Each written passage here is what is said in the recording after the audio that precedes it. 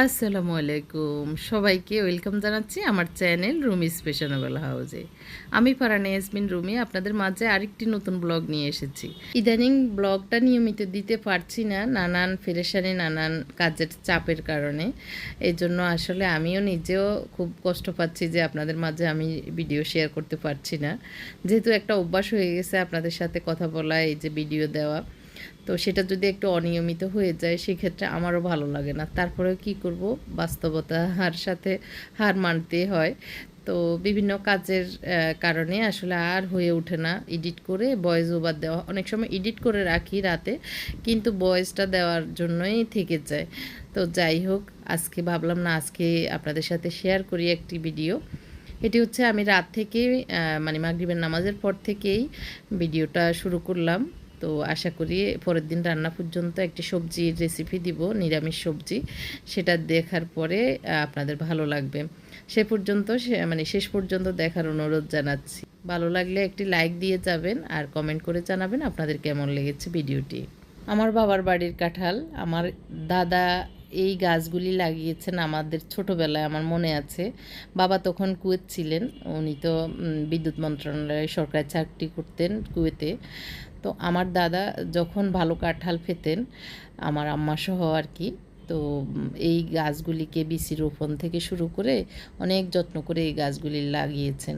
এখন যখনই কাঁঠাল মুখে দিই বা আম খাই, কাঁঠাল খাই, তখন দাদার কথা শুধু মনে পড়ে। আমার দাদা অনেক আদর করতেন আমাদেরকে, আলহামদুলিল্লাহ। তো বাড়ির এই কাঁঠালগুলি মানে একদম শক্ত শক্ত কিন্তু অনেক মিষ্টি, খুবই সুস্বাদু এই কাঁঠালগুলি। তো এগুলি ওই যে যখন সিজন শেষের দিকে তখন এই কাঁঠালগুলি আবার থাকে, আবার শুরুর দিকে যখন কাঁঠালগুলি, সেগুলি অন্যরকম আরেকটা স্বাদ, একদম শক্ত শক্ত মিষ্টি মিষ্টি। আমরা আবার শক্ত কাঁঠাল পছন্দ করি। তো এই ফল পাকড়ার জন্য দাদাদের বা মুরব্বীদের জন্য মনে পড়ে, সবসময় দোয়া করি। আমরা যখন খাই তখন বাবার সহ এই কথাগুলি আমরা আলাপ করি। তো যাই হোক, আমি ওই যে মাগরিবের নামাজ পড়ে একটু খুলে নিয়েছি। ওরা যখন খেতে মন চাইবে খাবে, আমি টেবিলে রেখে দিব, আর বাকিটা ফ্রিজে রেখে দিয়েছি এভাবে পলিথিন বেঁধে। তো একটু সবজি দরকার ছিল সকালের জন্য, এর জন্য আমার ছেলেকে দিয়ে সবজি বাজারটা করিয়েছি। তো এটা একটু গুছিয়ে রেখে দিচ্ছি, ফ্রিজে না রাখলে কুমড়ো আবার নষ্ট হয়ে যায়। তো ধনিয়া পাতাগুলিও ঠিকঠাক করে একটু রেখে দিব। তো এগুলি সন্ধ্যাকালীন একটু কাজগুলি আপনাদের সাথে শেয়ার করছি আসলে। এখন আমি একটা ইন্টেরিয়রের কাজ ধরেছি, যার কারণে অনেক বেশি বেশি ব্যস্ততায় যাচ্ছে। তারপরে বিজনেসের তো কাজ আছেই, মাল আনা নেওয়া সেগুলি, তারপরে সেল হওয়া সেগুলি, সেগুলি একদম কাস্টমারের বাড়ি পর্যন্ত পৌঁছানো পর্যন্ত অনেকগুলো কাজ থাকে ধাপে ধাপে। যদিও আমার স্টাফেরা আছে, তারপরে আমাকেও কাজ করতে হয়। সেই কাজগুলি করতে গিয়ে এদিক দিয়ে সংসারের কাজ, বাড়ির খোঁজখবর রাখা, এই তো আত্মীয় স্বজন সহ সব মিলিয়ে আর সময় করে উঠতে পারি না। দিন দিন আসলে ব্যস্ত হয়ে পড়ছি। তো যার কারণে আপনাদেরকে আর ভিডিও দেওয়া সম্ভব হয়ে ওঠে না। যাই হোক, ধনিয়া পাতাগুলিকে এভাবে টিস্যু দিয়ে রেখে দিচ্ছি ফ্রিজে, 2-4 দিন যাই থাকুক, ভালো থাকবে। আর যে আস্ত সবজিগুলি আছে সেগুলি এখানেই থাকুক, আর ফ্রিজে এখন রাখবো না। একটু আস্ত জিরা দরকার ছিল, তো ওইটা আনিয়েছিলাম, 100 টাকার মেবি এনেছে। তো একটু এই মগটাতে রেখে দিই, এটা আমি লবণ রাখি মগটাতে, আবার এখন জিরা রেখে দিচ্ছি যখন যেভাবে যে কাজে ইউজ হয়। তবে এটা চা খাওয়া হয় না, যদিও চা বা কফি মগ ছিল, আমি এভাবে ইউজ করি। আমার দাদা দাদি, আমার নানা নানিদের জন্য আমরা যেরকম একটু মনে উঠাই, দোয়া করি, আমরা যখন মরে যাব আমাদের আয়ালাদেরা আমাদের জন্য কতটুকু মনে উঠাবে। তারপরে আবার আমরা চিন্তা করি, মানে আমরা যখন ভাই বোন বা বাবার সহ কথা বলি, বাবা মা সহ, তখন মনে হয় যে আমরা শুধু আমাদের দাদা পর্যন্তই দোয়াটা, দাদা দাদি এ পর্যন্তই দোয়াটা সীমাবদ্ধ। এর আগের যারা ছিলেন, দাদার দাদা, দাদার বাবা, তাদেরকে আমরা যেহেতু দেখি নাই বা তাদের পর্যন্ত আমাদের কিন্তু মনে ওঠে না। তো এই বিষয়গুলো আসলে একসময় এই যে বংশের ধারাবাহিকতা, সেই পর্যন্ত আসলে দোয়া বা মনে ওঠা এগুলি হয় না। তো অনেকেই তো দাদা দাদি মা বাবার জন্য দোয়া করেন না এত বেশি, আমরা জীবনের জন্য তারপর দুনিয়াবি কাজে ব্যস্ত হয়ে পড়ি। তো আসলেই আমাদের যাদের মাধ্যমে আমরা এসেছি দুনিয়াতে, যাদের উসিলা হয়ে, তাদের জন্য মনে করা, দোয়া করা, তাদেরকে আল্লাহ যেন জান্নাত দান করে, তারা যদি না থাকতেন, তাদেরকে যদি দুনিয়াতে না আনতেন, আমরাও তো আসতাম না। এই কথা মনে করতে হবে। ওনারা যে জিনিসগুলি আমাদের জন্য রেখে গিয়েছেন, ওনাদের কষ্টের বিনিময়ে আমরা অনেক সময় অনেক সুখে শান্তিতে আছি। এই বিষয়গুলো মনে করে ওনাদের জন্য অবশ্যই দোয়া করা উচিত। আমার দাদার জন্য, আমার দাদি তো একদম প্যারালাইজড ছিলেন। মানে আমার আম্মা চাচির বিয়ের আগ থেকেই তো আমার কাকা এবং আমার বাবাকে তাড়াতাড়ি বিয়ে করে ফেলছেন আমার দাদির খেদমত বা সংসারের হাল ধরার জন্য আর কি। তো সেই সময় থেকে আমার দাদি একদমই প্যারালাইজ ছিলেন। তো ওনার যদিও প্যারালাইজড অবস্থায়ও তিনি এমনি আমাদেরকে অনেক আদর করতেন, যেহেতু একদম বোবা টাইপের ছিলেন, একদম নিজের হাত পা নাড়তে পারতেন না। তো আমরাই সেবা করেছি, আমার আম্মা চাচি অতুলনীয় সেবা করেছেন। তো আসলে আমার আম্মা এবং আমার চাচির মানে তুলনা ছিল না, ওনাদের কথা বলে শেষ করতে পারবো না, এরকমভাবে আমার দাদা দাদির খেজমত করেছেন। তবে দাদা আমাদের কাছেই ছিলেন, আর দাদিটা ওই যে 2 ঘরেই ভাগাভাগি করেই ছিলেন আর কি, 15 দিন এই ঘরে 15 দিন ওই ঘরে। কারণ মানে হাঁপায় উঠতেন, আম্মাও হাঁপায় উঠতেন, আবার চাচিও কিছুদিন হলে হাঁপায় উঠতেন। অনেক কষ্ট হতো ওনাকে খাওয়ানো, পায়খানা প্রস্রাব করানো, ওনার অনেক অতিরিক্ত সেবা ছিল সেগুলি, এগুলি মনে ওঠে আসলে। আমরা চোখের সামনে দেখেছি তো মনে ওঠে আমরা মানে চাচাতো ভাই বোন আমরা নিজেরা সব মিলিয়ে আর কি। তো আর যেটা আমার দাদা ছিলেন ভালো সুস্থ ভালো মানুষ, শিক্ষিত মানুষ, উনিও সরকারি চাকরি করেছিলেন। তো যার কারণে আমার দাদা আমাদের সাথে থাকার কারণে আমাদেরকে অনেক বেশি আদর করেছেন। আমার আম্মাকে খুবই মহব্বত করতেন। আমার আম্মার সব কিছু উনি খুব পছন্দ করতেন। কাজকর্ম বলেন, আদর আপ্যায়ন বলেন, আম্মা সব মানে আত্মীয় স্বজন সবাইকে বেশি আদর করতেন, আপ্যায়ন করতেন, এটা আর কি। তো দাদা আমাদের কাছে থাকার কারণে আমাদের অনেক কিছু উনি আমাদের জন্য করেছেন। এই জন্য আমার দাদাকে আল্লাহ পাক যেন জান্নাতুল ফেরদাউস দান করেন, এই দোয়া করি। আপনারা দোয়া করবেন ইনশাআল্লাহ।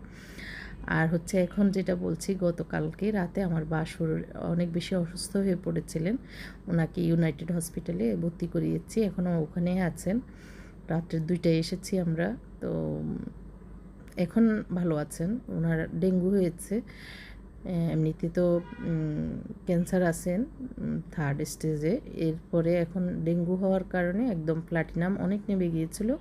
তো ওনাকে ডেল্টা হসপিটালে ভর্তি করিয়েছিল, মানে ওখানে 2-3 দিন ছিলেন। এরপর প্লাটিনাম বেড়ে যাওয়ার কারণে আবার ওখান থেকে বাসায় আনার পরে আবার 3-4 দিন পরে এত বেশি শরীর ব্যথা, যন্ত্রণা, নড়াচড়া না করতে পারা, একদম দুর্বল হয়ে পড়া, আবার ওই যে শরীরের বিভিন্ন জায়গায় মাসলে টান পড়া, এগুলি নিয়ে খুবই কষ্ট পাচ্ছিলেন গতকালকে।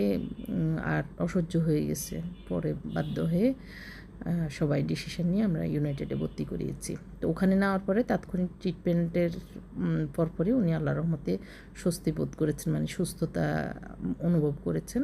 আজকে আমরা ইউনাইটেডের অঙ্কোলজিস্ট ডাক্তার অসীম কুমার ডাক্তারের আন্ডারে ভর্তি করিয়েছি। তো উনি সকালে দেখার পর বললো, আপনারা যে ট্রিটমেন্ট হয়েছে এটার ভিতরে চাইলে চলে যেতে পারেন, আর যদি আজকে রাতটা থাকেন তাহলেও ভালো হয়। তো ওনারা ভাইয়া সহ ডিসিশন নিয়েছে আজকে ইউনাইটেডে থাকবে, আগামী দিন আল্লাহর রহমতে আল্লাহ যদি চাহেন বাসায় আসবেন, এরকম আর কি। তো এই পরিস্থিতিতে আমাদের দিনকাল যাচ্ছে। আর দাদা দাদির কথা আজকে কেন যেন মনে উঠলো, আপনাদের সাথে শেয়ার করলাম। আসলে কে কীভাবে নেবেন জানি না, কেন যেন দাদির কথা আমার খুব মনে পড়ে মাঝে মাঝেই। আমার দাদি আমাকেও খুব আদর করতেন, হ্যাঁ অনেক। আমার বিয়ের আগেই মারা গেছেন আসলে, আমি যখন মনে হয় ক্লাস 7-এ পড়ি বা 8-এ পড়ি, এরকম সময় মারা গেছেন আর কি।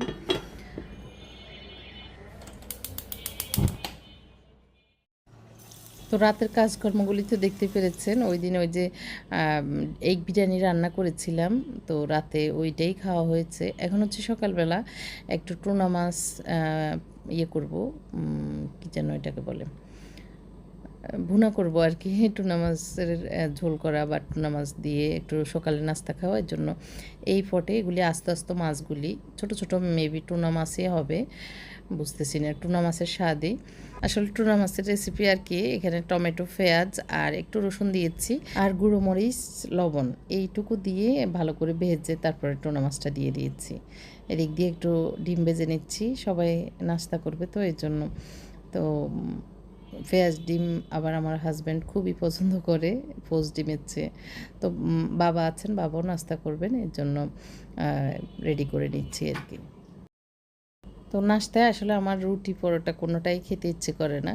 তো আজকে ভাবলাম পাউরুটি আছে, 1 পিস পাউরুটিই খাই। তো পাউরুটি দিয়ে ডিম দিয়ে এভাবে একটু রোল করে নিয়েছি সিম্পলভাবেই।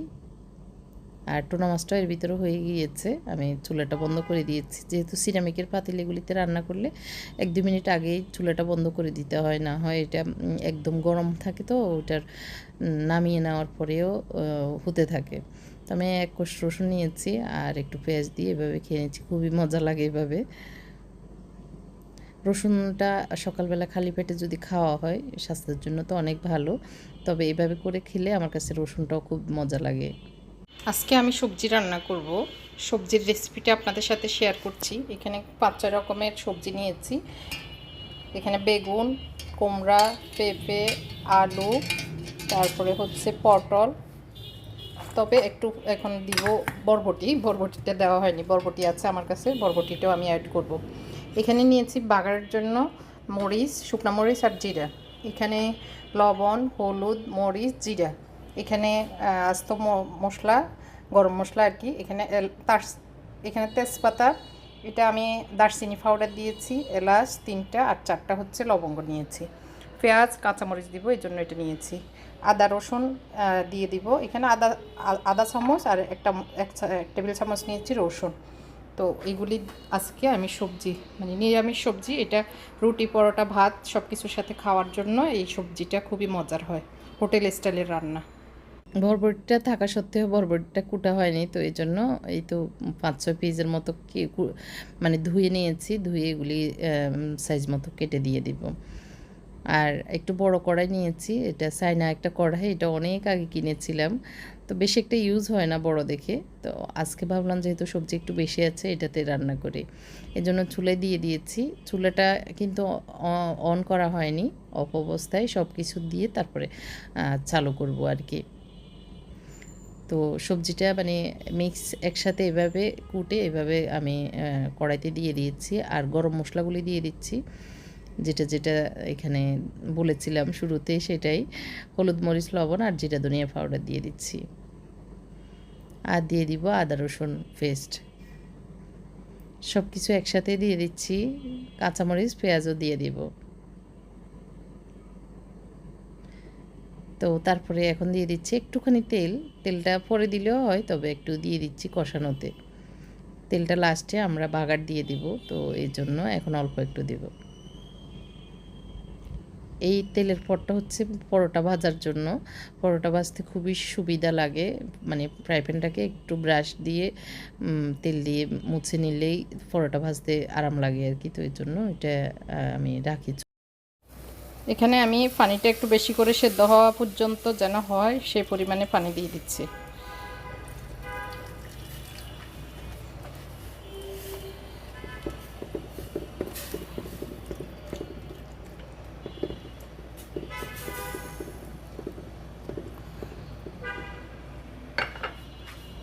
তো সেদ্ধ হওয়া পর্যন্ত আমরা অপেক্ষা করব। আমার সবজিগুলি সুন্দরভাবে সেদ্ধ হয়ে গেছে, তো আরেকটু আগুন বাড়িয়ে ঝোলটা শুকিয়ে নেব। আর বেশি একদম নরম করে ফেললে একদম মানে জাউ হয়ে যাবে, এর জন্য একটু শক্ত শক্ত থাকতে। উপর দিয়ে ধনিয়া পাতা দিয়ে দিয়েছি, এখন বাগারের জন্য তেল দিয়ে দিচ্ছি, দিয়ে দিব ওই যে শুরুতে রেডি করে রেখেছিলাম জিরা আর হচ্ছে একটু গোটা মরিচ, শুকনো মরিচ আর কি। এগুলি একটু 1 সেকেন্ড 2 সেকেন্ডের মতো ভেজে তারপর দিয়ে দিব পেঁয়াজ রসুনগুলি। একটু ভাজা হয়ে যাক, আগুনটা কম ছিল এই জন্য আর একটু বাড়িয়ে দিয়েছি। পেঁয়াজ রসুন কুচিটা ভালো করে একটু বাদামি কালার করে আমি এখন দিয়ে দিচ্ছি, তবে কেন যেন ফেনা উঠেছে, তো এই পর্যায়ে এখন দিয়ে দিলাম। খুবই টেস্ট হয় এভাবে, একদম নিরামিষ কোনো কিছু ছাড়া পরোটা রুটির সাথে, বা সবজি যারা একটু সবজি খেতে পছন্দ করেন, খালি খালি খেতে পছন্দ করেন তারাও খেতে পারেন, ডায়েটে যারা আছেন আর কি। তো বাগারে একটু তেল কম দিয়ে দিলে ডায়েটের জন্য সুবিধা হয়ে যাবে। তো আমি একটু বেড়ে নিয়ে নিচ্ছি, আপনারা চাইলে এটা ট্রাই করতে পারেন, খুবই মজা হয়, একদম হোটেল স্টাইলে আর কি।